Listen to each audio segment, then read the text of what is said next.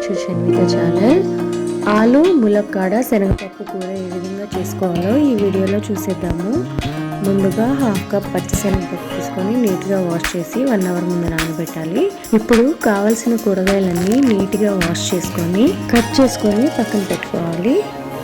ఇప్పుడు stove on చేసి గిన్నె పెట్టి దానిలో 3 to 4 స్పూన్స్ వరకు ఆయిల్ యాడ్ చేసుకొని ఆవాలు, జీలకర్ర, కట్ చేసిన ఆనియన్, పచ్చిమిర్చి, కరివేపాకు వేసి ఒక 2 నిమిషాలు మూత పెట్టి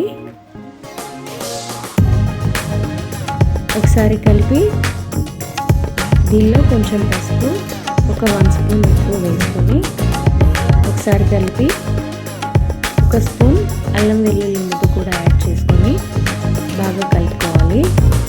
ఇప్పుడు దీనిలో మనం కట్ చేసిన ఆలు, ములక్కాయ వేసి ఒక 3 నిమిషాలు మూత పెట్టి ఇవి కాస్త మగ్గిన తర్వాత మన నానబెట్టిన పచ్చి శనగపప్పు కూడా యాడ్ చేసుకోవాలి. దీని అంతటినీ ఒకసారి కలుపుకొని మనం కట్ చేసిన టమాటాలను కూడా యాడ్ చేసుకోవాలి. ఇవన్నీ ఒక 2-3 నిమిషాలు మగ్గిన తర్వాత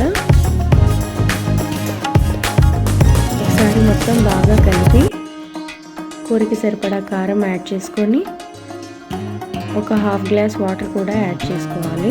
కూర కాస్త దగ్గర పడిన తర్వాత 1/2 స్పూన్ జీలకర్ర పొడి, 1 స్పూన్ ధనియాల పొడి యాడ్ చేసుకొని ఒకసారి కలిపి మూత పెట్టి లో ఫ్లేమ్లో 5 నుంచి 6 నిమిషాలు ఉడికించుకొని ఆలు ఉడికిందో లేదో ఫైనల్గా చెక్ చేసుకొని కొత్తిమీర కావాలంటే యాడ్ చేసుకొని స్టవ్ ఆఫ్ చేసుకోవాలి.